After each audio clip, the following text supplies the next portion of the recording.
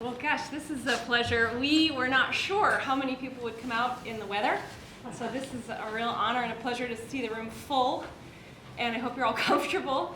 We'll make it a pleasurable experience. First thing I'm going to do is thank Alice Thomas and the Depot for being such a wonderful venue.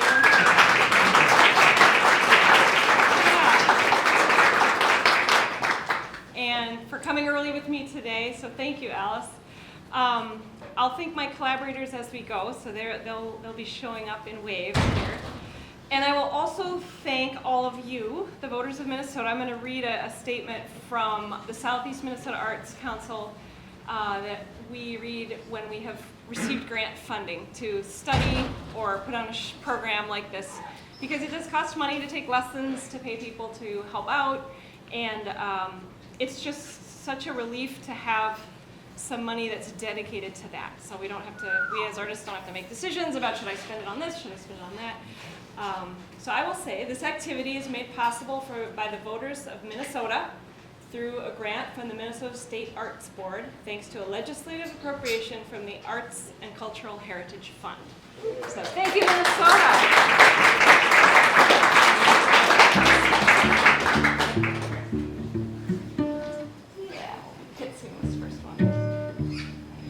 All right, so the first song, I'm going to start with a bit of a solo number dedicated to my son, Gus. This one is called Guster's Shoes. I'm always surprised at how big they are and how fast he keeps growing out of them. So I don't know why it came to me, but this is Guster's Shoes.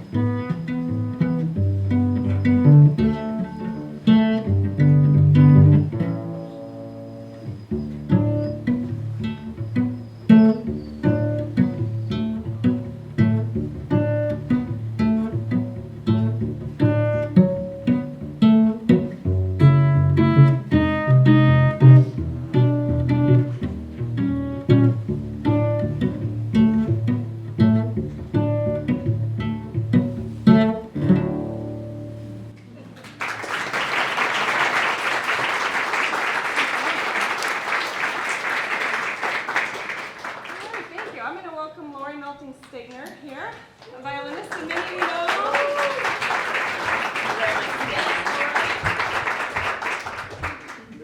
Go for it. I'll talk a little bit about you while you're gone. Laurie and I met here because Laurie and her husband Peter moved to Northfield after scoping out many towns and finding Northfield to be the best. So it's wonderful. We're so glad. And part of what they saw when they were cruising down Division Street was the hotspot. And so hotspot music stood out to them. And I met Laurie right away. And it was fun because not only were we both string players, we both play in the orchestra together, we also both went to Northwestern, so there was a musical connection. She was a hardcore music major, and I muddled my way through engineering. But that was fun. And then we knew Gary Schulte. So we both migrated from classical to jazz through hot club jazz, which many of you know is like kind of a Django Reinhardt style. So it's a Belgian and a French version of American jazz. And the fun thing about that genre is it doesn't have a drummer, but the guitars function as drummers. So as I was learning this, or conceiving of this grant, the grant is to study rhythmic accompaniment so that I can play in duos and be a useful partner to my counterparts. And I really wanted to learn how to play that style of rhythmic accompaniment, normally done by guitars, in this case, cello. All right. So with that, we will try. Oh, did you want me out? Brian, what do you think of that? I'm ready for either. Okay. Let's do it. Let's do it. We'll let Laurie get set up over.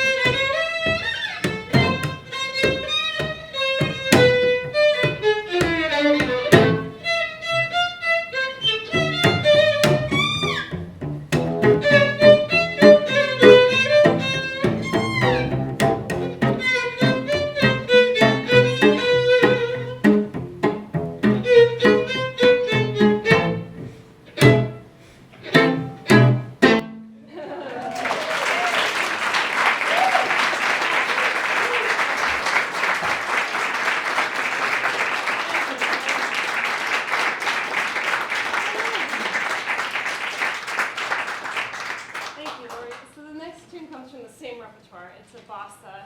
Bossas are played a little differently, a little straighter in hot club jazz than they are in true Latin jazz. But it gives them a distinctive sound.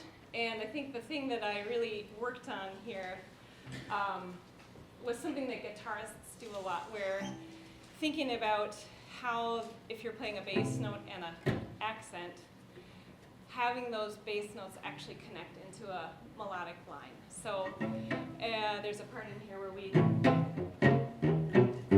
I could kind of jump around like that, but instead I had to work out how to get the fingerings to go. So you'll hear that in this song. It will sound a little more in tune than that, but we're going to play for you now For Sephora, which is a beautiful song because it was written by a couple of very famous hot club jazz players, the Rosenbergs, for their sister, Sephora. So I just think that's really cute. Really macho guys writing songs for their sister. All right. Oh.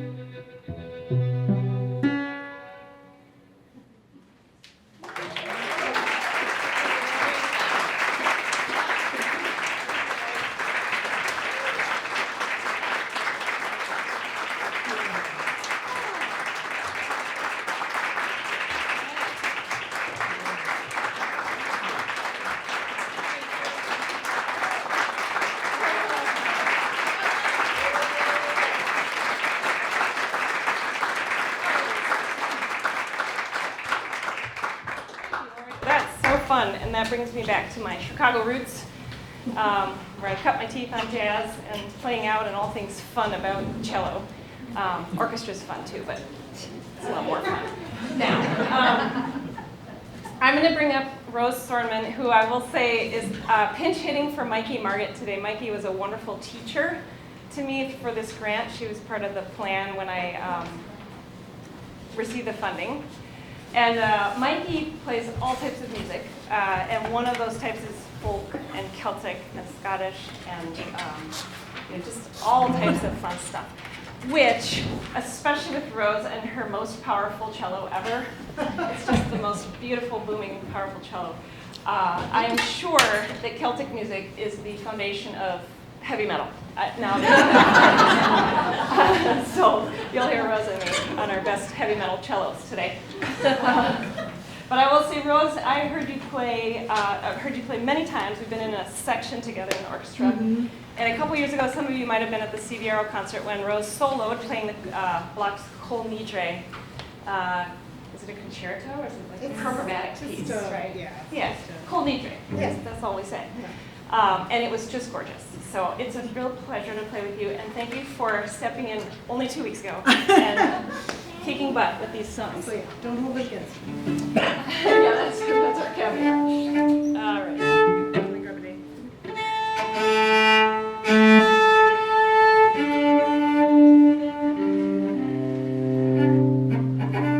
All right.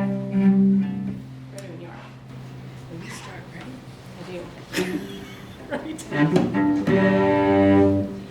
All right, here goes nothing.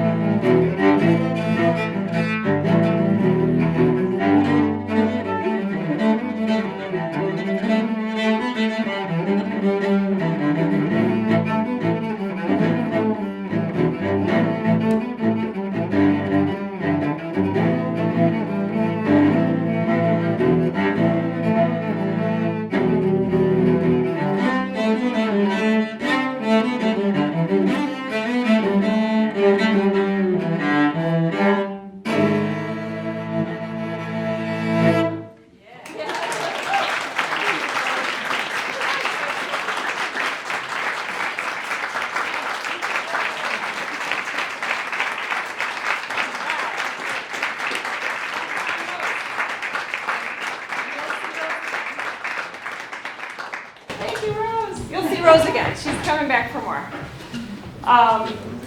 And it's you, right? Yeah. Okay. I will say about that tune, that's in 9/8. 1, 2, 3, 4, 5, 6, 7, 8, 9. 1, 2, 3, 4, 5, 6, 7, 8, 9. And when I was working with Dave Schmalenberger, who you'll also meet soon, and talking about rhythmic concepts and what do drummers think about, we came across this idea of polyrhythms and rhythms that are not square. And I thought, well, 9, I mean, that's 3 sets of 3. That feels pretty square to me. But once I started to get into a little bit more of that Celtic music with Mikey and Dave, what I realized is, of course, in how you group the notes. So in that tune, there are things that do 1, 2, 3, 1, 2, 1, 2, 1, 2, 3, 1, 2, 3, 1, 2, 1, 2, 1, 2, 3, and there are things that do 1, 2, 3, 4, 5, 1, 2, 3, 1, 1, 2, 3, 4, 5, 1, 2, 3, 1, 1, 2, 3, 4, 5, 1, 2, 3, 1, 1. So that was really eye-opening for me to realize that 9/8 or any meter can look square on a page, but depending on how you group the notes, it can become really interesting and really fun. And in honesty, that's what took Dave and I into the discussion of prog rock. So we're not that far off calling Celtic songs heavy metal. And it's also what this menagerie is. You can see it later, but I decided to do something with my notes, and you'll see a lot of this trying to figure out these little chunks of notes and how they fit together. So I'm pleased now to introduce Brian Johnson. Brian and I, many of you know, play together as Over Yonder. We have a duo. And we'll be playing tomorrow at Imminent Brewing at 5 o'clock. There's a little bit of info there and a sign-up sheet if you want to be on our mailing list.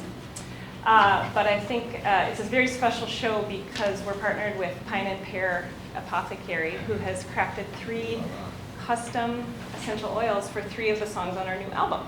It's like, how cool is that? As one does, right? But that was between Pine and Pear and Brian, a brainchild that I just think is so special. And it's also why I love working with Brian, because these ideas just flow out of everywhere. So right now, we will start with a song from the new album. Yeah, written one of the synths. And it's the first song we played together. Oh, it is that, and it has a synth now. And it did It does, it it did got get a a scent. scent. So It got a this scent. song, tomorrow, you can listen to this song And while smell it. smelling the song. All right.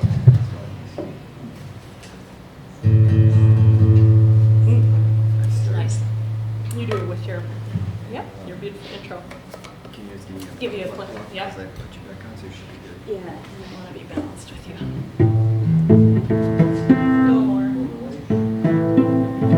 little bit of there. I'll be late. Do you feel like I'm too loud? I don't at all. Okay. I'll be late. Oh, right. Okay. Oh, and this tune is called "Cease the Day You Cease to Travel."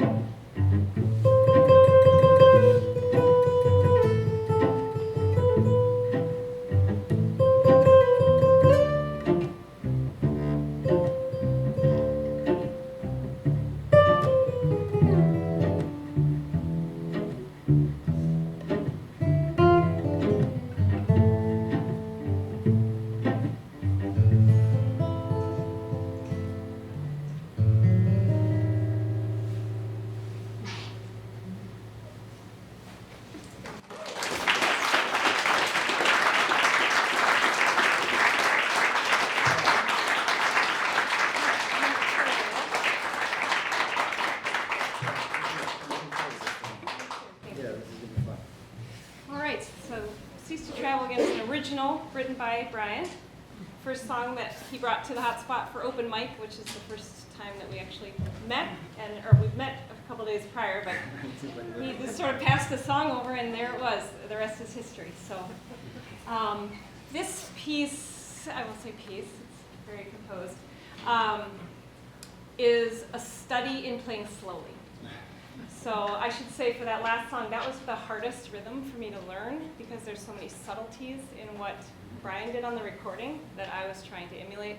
And it was also incredibly hard to stay steady for that whole time. So the third member of our band is missing my metronome. I should have invited it. But this piece challenges the other direction, which is just simply to play loosely and slowly, and something that Dave taught me in drum language, at least Dave's drum language, is to play gesturally instead of like a trance. So I think it was very enlightening to learn from Dave that sometimes as a drummer you want to set the trance and you don't break the trance because people get really PO'd if you break the trance. So the last song was about trance. This song is about gestural playing, or legato, and slow. You'll recognize this if you are of the Northfield ilk.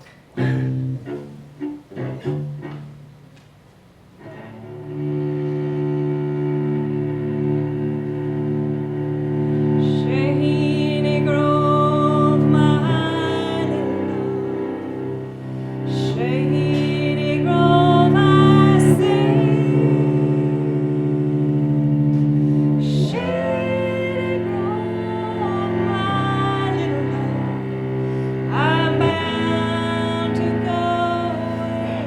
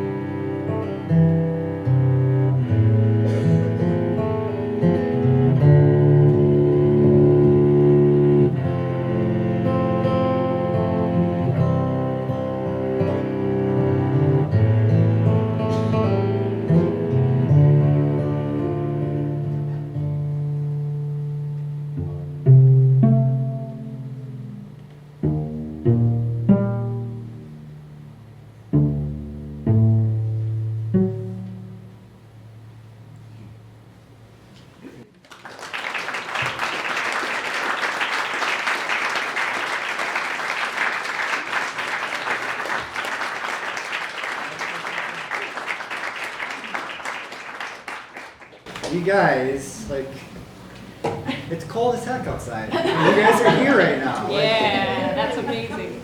Northfield comes out for the arts. and, Maybe like, clap for the audience. it really means a lot. It really, really does. I would have been totally happy playing for the folks that we're playing with. Really, truly. But this is really special. So thank you guys for coming out. Yeah, for sure. All right, the next little set of tunes are somewhat new to Brian and me. It's not new to the genre of bluegrass and old time music, but we have been taking to fiddle tunes lately. So we're gonna give a little try at a medley. Here we go. Give her a go.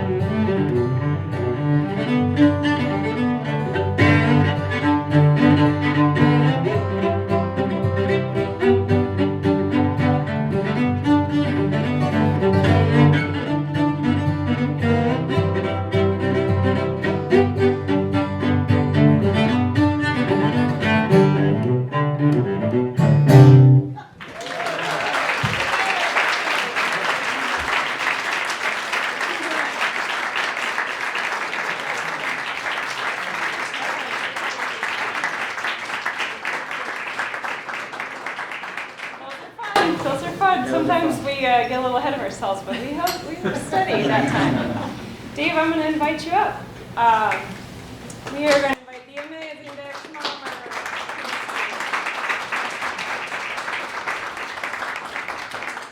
All right, we'll see.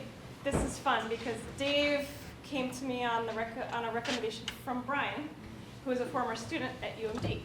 So the worlds are colliding here today again, and it was just such a pleasure to work with you, Dave, on this, because both of us kind of I came in with a rough idea of a function that I needed to learn or have or be better at.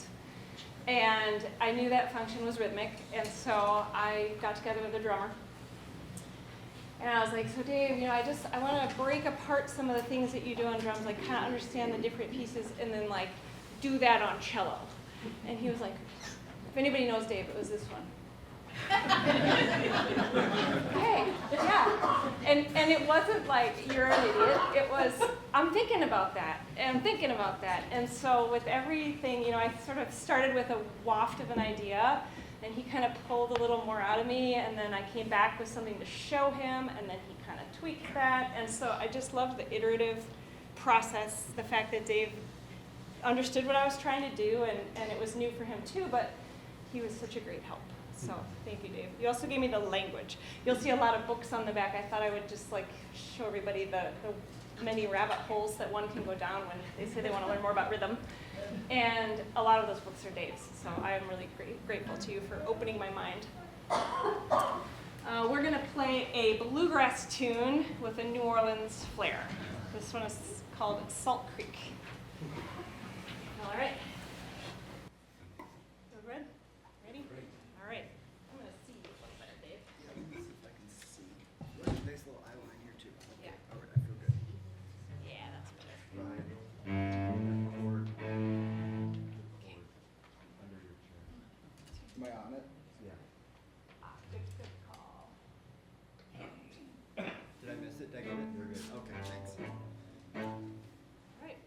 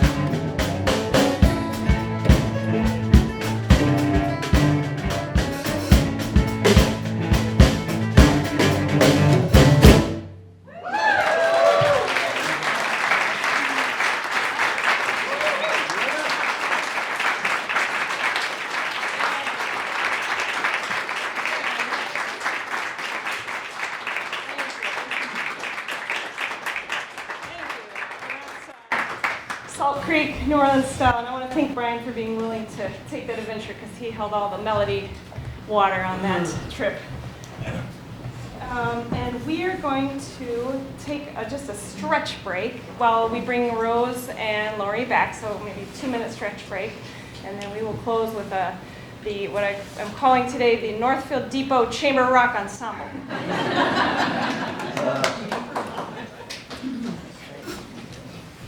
So let's see, while they're getting situated, I will tell you a little bit about this song. Peace Frog is a song that I have always loved because of all the rhythmic interlacing in this song.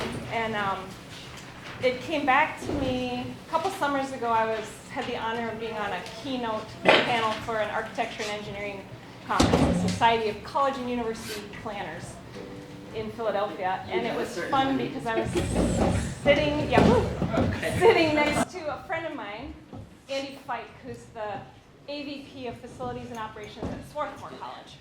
So Andy and I are sitting there, and they're putting on our mics, and we're kind of goofing around, and they were playing Taylor Swift over the loudspeakers, and it's pretty good. I like Taylor.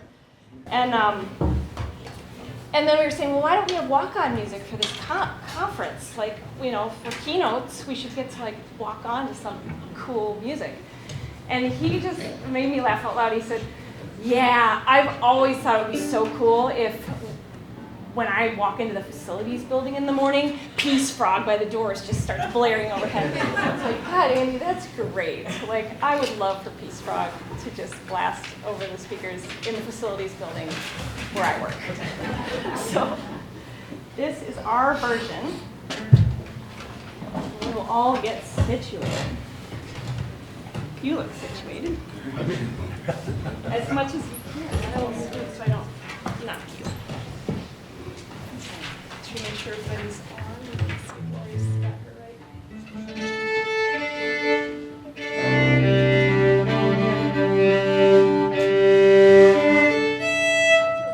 feel good. You feel good? All right. Let's hit it. Yeah. Nope, nothing. Okay. Thank you. Oh, yeah.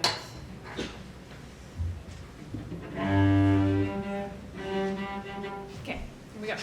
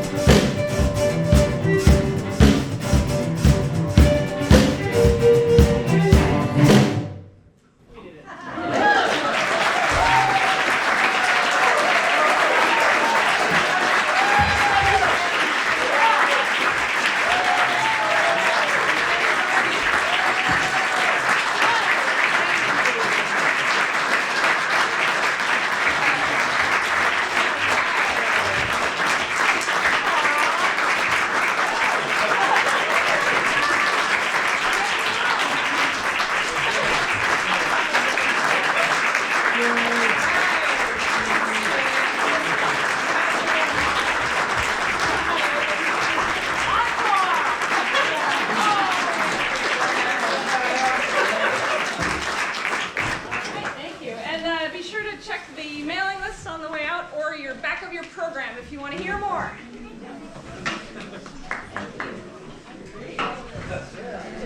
Brose, you are. Want to say hello? Hi, Mr.